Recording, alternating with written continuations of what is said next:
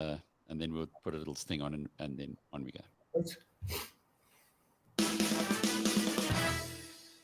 Well, it's a warm welcome to Simon Newton-Smith. Very good to be talking with you, Simon, Chief Commercial Officer at South African Airways. Just by way of background, how long have you been with the airline? So I rejoined the airline in August of this year, so a grand total of 8 weeks. But I'm a bit of a rebound. I was with the company for 4 years, back in 2000 to 2004. So it's a very different airline, but very nice to be back. Coming back in August, while the troubles were going on at South African Airways, must have taken, some very good reason. What was it that brought you back? You know what? It goes back a little bit to what I was just saying. I worked for the airline 20 years ago, and for a whole bunch of reasons, I've had a passion for South Africa and South African Airways. I'm married to a South African. We have a home here. My children are South African. I love the country. I love the place. And having worked for the airline for 4 years, it's been quite sad to see what's happened over the last 20 years. And, for my sins, I'm an airline guy through and through. There is a path for South African Airways moving forward. And, I've spoken to a lot of people that can criticize from the sidelines. I wanted to be part of the solution. And I was delighted when conversation started, and the environment felt right to come in, play a role, and just help this airline back on its feet. When you say an airline guy, tell us a little about your background. Oh gosh, it's very boring really, but it's I started my first airline job was on the check-in desk for an airline called British Midland in the UK, and loved customer service. And then just with British Midland moved into sales, and then I moved on to Virgin Atlantic, and Virgin Atlantic was really the basis of my career. 20 years in 2 10-year stints, working all over the world, UK, Australia, New Zealand, Malaysia, the US, in various roles. And, after a stint with South African Airways, I was back at Virgin, and then Qatar Airways, based in the Middle East and the UK. So, again, there's no getting away from it, whether I like it or not. I'm an airline guy for the rest of my career, I think. Quite a lot's happened at South African Airways since the 23rd of September, when you went back into the skies. There's an article today on My Broadband which says that certain of the flights have been cancelled already. You're having to deal with labor issues and so on. Maybe we can just unpack them one by one. On the 23rd of September, our good friend here at Biz News, Paul O'Sullivan, got on a flight. He said it was fantastic. Yes. There was spontaneous cheering from the customers, all looking exciting. But I suppose that was day one. What's happened since day one? Yeah, so I was actually on the same flight as Paul, and that's how he and I met a couple of weeks ago. But great chap, huge supporter for South Africa and South African Airways. But actually, we've been building on that, on that very first day. So we started our first week of operations just around the holidays, flying 3 flights a day to Cape Town. Our originally intended start date for all services was the 27th of September, sort of like National Tourism Day. But anyway, the following week began service to Harare, to Accra, to Kinshasa, to Lusaka. And the intention originally stated was to begin service to Maputo. But we since made the decision to delay the start of Maputo until December. So, going back to the first point, and, it's a shame that some things get reported the way that they do, because we've made a commitment that, restarting an airline is tough. Doing it in the middle of COVID, where your markets are generally down anywhere between 50 and 70%, adds an extra layer of complexity, into the mix. The times are not usual, so we have to be data-led in terms of how we make our flying decisions. So when we announced our flying program on the 26th of August, I mean, literally, that was less than a month before we were to start flying. That's a tight window at the best of times. But, we made a company-wide decision and a commitment to our trade partners that we would use data to inform our schedules, and we would use data if we had to change our schedules. But the one thing that we would do is we would make those changes in advance of people going to the airport. Now, I've heard so many horror stories of people arriving at the airport only to find out, flying on another airline, that their flight is cancelled on the day. And some airlines adopt a strategy of publish flights, let's get the demand, and then we'll just consolidate flights during the day and we'll move people around. We've made the decision not to do that. But, we originally published, for example, with Lusaka, we originally published, and our ambition is to get to daily flights and then back up to double daily flights. We originally published a daily schedule for Lusaka, but as we could see when the numbers were building, there were some flights performing well, and then there were some obvious days that were performing not so well. So we made a proactive. It doesn't make sense. We've got a dual responsibility to maintain a schedule, so our customers are confident, but equally we've got a responsibility not to be flying around aeroplanes with very few people on. When you're starting a service, it takes time to build the loads up. We've just been striking a balance, but we've done that in advance. We haven't, to my knowledge, cancelled a single flight that we haven't done so in advance as part of a planned schedule change. So point number one, is yes, there have been changes to the schedule, but cancellations is not what we've done. We've proactively changed the flying program to fit capacity with demand.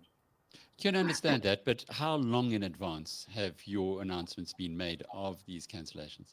So when we did the first batch, and we've literally done one round of changes, and we did that the week prior to launching the services into the regions. So we could see, and in fact it was the same, it was either on the 23rd or the 24th, the week prior to flying the regional flights from the 27th. There have been no changes to the Cape Town schedule. So there were changes to Lusaka and then a proactive decision to delay the start of Maputo, which again is just a sensible airline decision.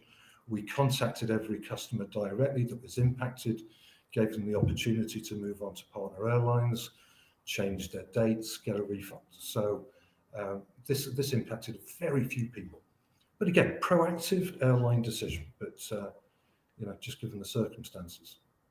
And the decisions to fly to Accra, Harare, Kinshasa, Lusaka, and soon to Maputo, why those destinations? Why not the big ones, New York and London? Yes. Well, a couple of reasons. The COVID playbook, if you like, for airlines around the world is actually focused on those airlines that have got big domestic markets. That's where you play. It's easy to travel. You know what you're dealing with. But as you well know, South Africa is well trafficked. There are a lot of very good airlines ploughing the same routes.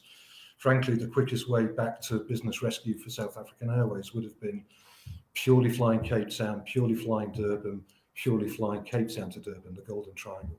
So the rationale was about spreading the, if you like, the network. One, to capitalize on some of the, Cape Town is by far and away the largest market in Africa. So, we've tapped in with the small footprints of the Cape Town market. But then, there's a multitude of places that you can fly across the region. Historically, regional flying has been the bread and butter, if you like, of South African Airways. So we were looking for markets, one, that were relatively open. Clearly, Nigeria right now, it's not an easy place to get in or out of. So which markets are open? Which markets can we see that there's been some demand during COVID? Which markets are showing some increase in demand looking forward? We've got data that helps point us in the right direction. And frankly, where there's in the market that will allow us to add our seats. When you add capacity to a market, the pricing comes down a bit, but even with that, could we offer the value for money in the market and still make a profit? So essentially, those were the 5 or 6 factors that determined that initial selection. And where the data was originally, pointing in the direction for Maputo, we had to act on the sort of like the latest data to make a change there. But broadly, those were the decisions that underpin the initial network. We hear from Virgin Atlantic, one of your, as you said, one of the companies you worked at previously for a long time, that their bookings have doubled to South Africa post the removal from the red list. Is this edging you back towards a London flight, or maybe just explain that to us? I Yeah, presume it's not as easy as just switching on a tap. You sure. need to get landing rights, etc. Yes. Well, we've still, and thank you, because you did ask that question before and I didn't answer it directly. Listen, in the short term, what we do know is that domestic market will return first, the regional market will return second. It will be the long haul which will take longer to return. So all of the predictions, what has happened in the UK with the removal from the red list in the last week, that is undoubtedly going to create a surge in short-term demand. But we shouldn't confuse the short-term surge with the underlying trends. And all of the indicators are that it's going to be well into 2022, if not 2023, before you see any global normalizing of leisure long-haul travel demand. So we've got to be really careful. We could jump on that bandwagon, and we've got aircraft that can fly to London. We still have the slots, so we still have the licenses. We could do it, but it would not be the most prudent thing to do for the longer term. So part of our strategy will be working with partners to help folks from the UK obviously get into South Africa and then connect onto the South African Airways network as well as the network of the other airlines. So we can still benefit from the changes, but we won't be rushing necessarily to put aircraft right back into the UK, into the US and the long haul routes. The underlying economics have got to be stable for longer than a short-term spike, if that makes sense. It does. You made mention of the Golden Triangle. Are there plans advanced in flying to Durban, given that you back Cape Town, Joburg? Yeah, the numbers don't make sense right now. And as much as we want to be back in Durban, um, right now, and this is being transparent, if you were to operate Cape Town by itself, it would be loss making. As part of the small network that we're operating, it makes sense because it delivers passengers to all of the routes. Those economics aren't there yet for Durban. So we want to be back in Durban. Our customers want us back in Durban. Our partners want us back in Durban. But right now, if we were to add Durban to the relatively small network that we have, it would probably make the network unprofitable. So we got to wait for the network to get a bit bigger. The economics of Durban are the economics of Durban. So we'll wait for the market to get a bit bigger before we can comfortably add Durban back in.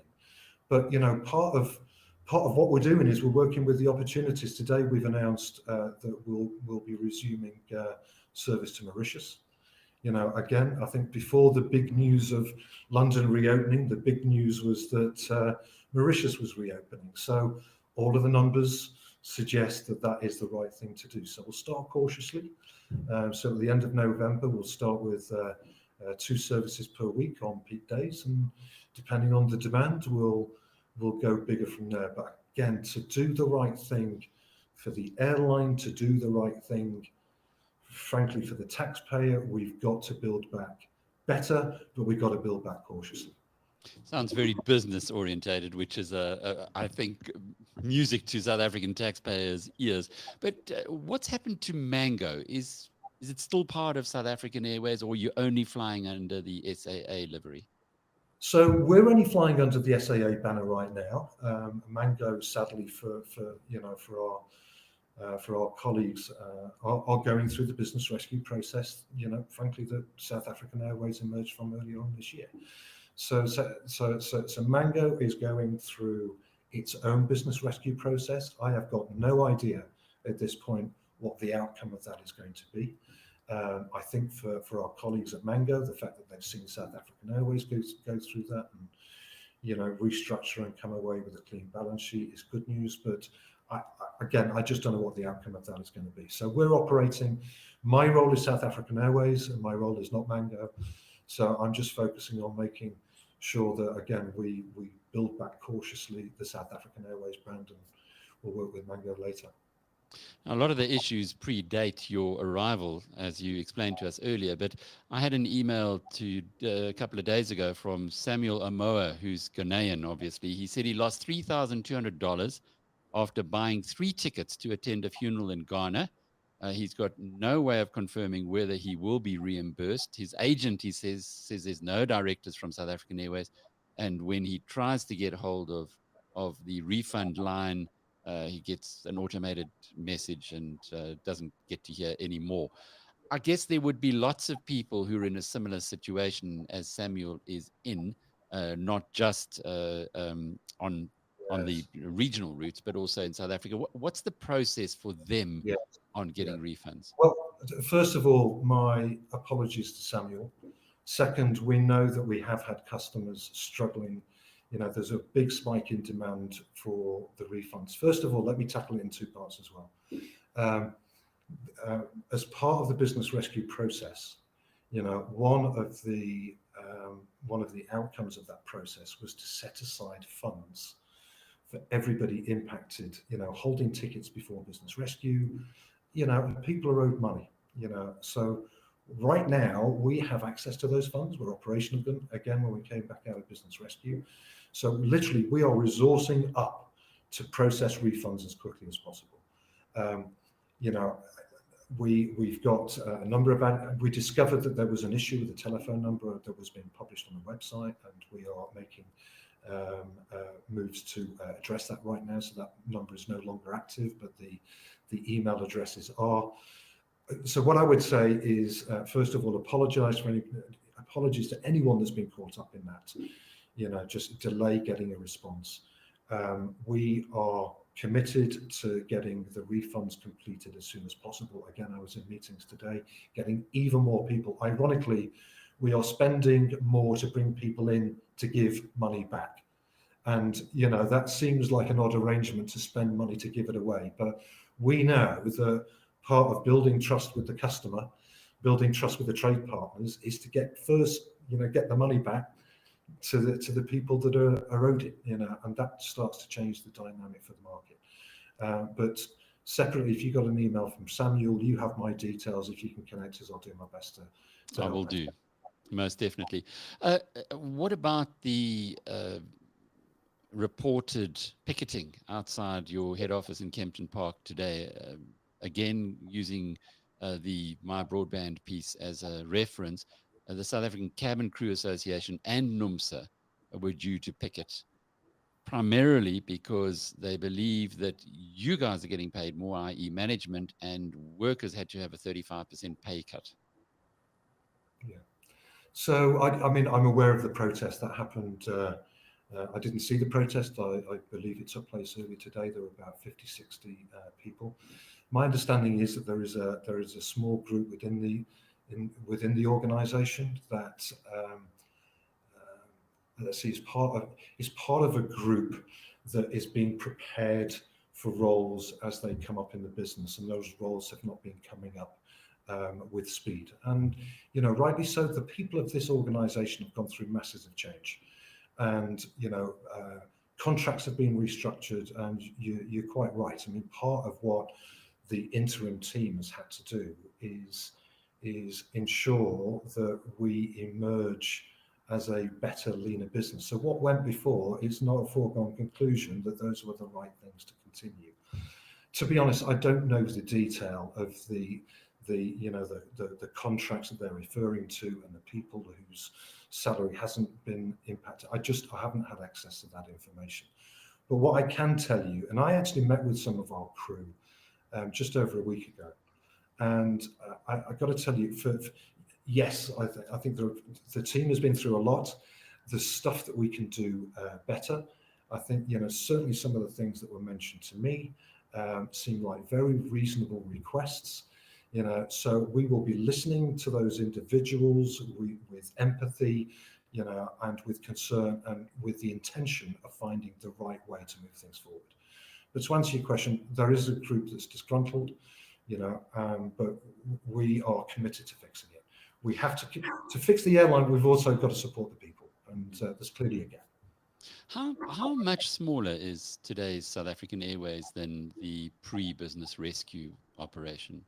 Oh, gosh, I think pre-business rescue, and I stand to be corrected on the numbers, but there was a point in time where the whole group was 10,000 people, including the subsidiaries. Pre-business rescue, I want to say it was in the 4,000s. Forgive me, Alec, I don't have the exact number, but I can tell you that right now it's around 800, give or take. So it's under a quarter of the size, Yes. but it is being run economically or on an economic basis. And as you say, you're being informed by data. Of course, the next step that many are waiting for is the Takatso consortium, Gidon Novik, Tsepo Malelwe.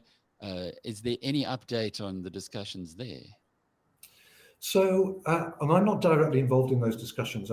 Believe you me, Alec, I'm not trying to sidestep. It's like I'm not directly involved in the discussions with the crew, but I'm not directly involved in the SAP discussions. But what I do know is that the due diligence process is complete, and the conversations that are taking place right now are really structurally, what the deal is going to look like between the SAP and the government. I've got no real sense of how long, it takes to cross the T's and dot the I's. But talking about Gideon, I heard him doing an interview a week or so ago, and I think he framed it really right, correctly. That it's important now that the deal is done right, and we shouldn't rush to get the wrong deal done. So I think I'm with him right now. I'm encouraged that the deal is going ahead. It was certainly one of the reasons why, coming back to South African Airways was appealing. It's an indicator that things are going to be different from the past. So I'm really excited to get an update and a timeline, just probably as you are.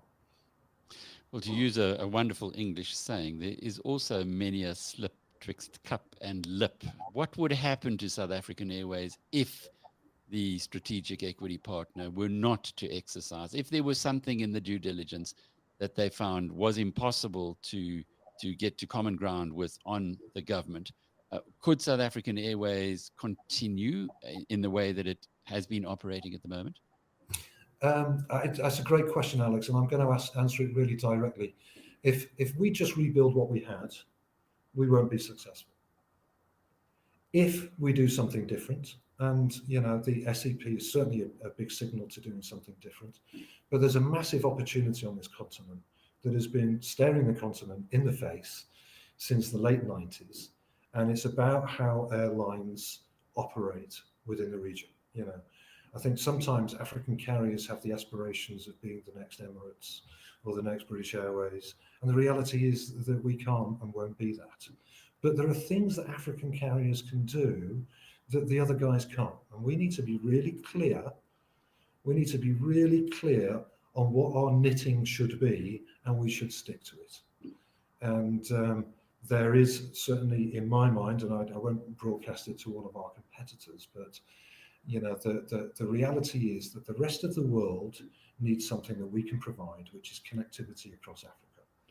And provide a number of other airlines on the continent are committed to doing what the customer needs, which is connecting Africa, then there is a path for success. But there is no path for success operating independently. Final question on SAA Voyager as a member who let their Voyager miles kind of decline because the competitors were offering better services at some point in time. How are you going to win back the SAA Voyager members? And indeed, you got Paul O'Sullivan in your camp, so you're ahead of the game there. But for the rest, to make it competitive with AVOs from British Airways, etc. Yeah, listen, great question. And inevitably, to have a frequent flyer program with the main with the main airline not flying, it's hardly a surprise. Yes, we've seen the numbers decline. Frankly, I was surprised that they hadn't declined more than they have. So actually, it's really quite. In a way, South African Airways, it's like a startup airline that has got the benefit of a massive customer base already. And there's a couple of things that we need to do. One is we need to do the right thing for the existing members. One of the things that I learned of in my first week was that 60% of all of the miles in circulation were due to expire in March 2022. Now, that's not a good thing for our members. And frankly, it's not a good thing for the airline, because when you start flying again, there's a massive surge in demand to use up what mileage they have. So first of all, we've extended those miles. The lifetime platinum members, and that's a big deal. It's a small population within the airline, but very elite. Now, to earn lifetime membership, you need to do a minimum mileage for a certain number of years. Now, we've not been flying for the best part of 2, so how are we going to hold, so basically we've wiped out the last 2 years. For those folks that earned lifetime platinum in under 4 years, we've given them lifetime platinum. But the one thing, the two things that I think a lot of people don't realize is that whilst we haven't been flying, all of the partners within Voyager have remained. So now that we're back in business, all of those partnerships are getting reactivated very quickly. So even though our network is relatively small, you've still got the redemption partners of all of the Star Alliance members. So for the best part, the majority of what was there for airline related destinations is still there. Secondly, we are looking right now at some innovative partnerships with other lifestyle programs that essentially could cross-fertilize member base. So I won't go into too much detail there, but the reality is that Voyager is a secret weapon. It's still, even when the airline wasn't flying, it was still the best frequent flyer program in the market. Certainly for those holding miles, your choice of redemption. So we're dusting that off. We're making it better. There's a road ahead, I think, on all sides of the business, but the last people that will be compromised will be our Voyager members.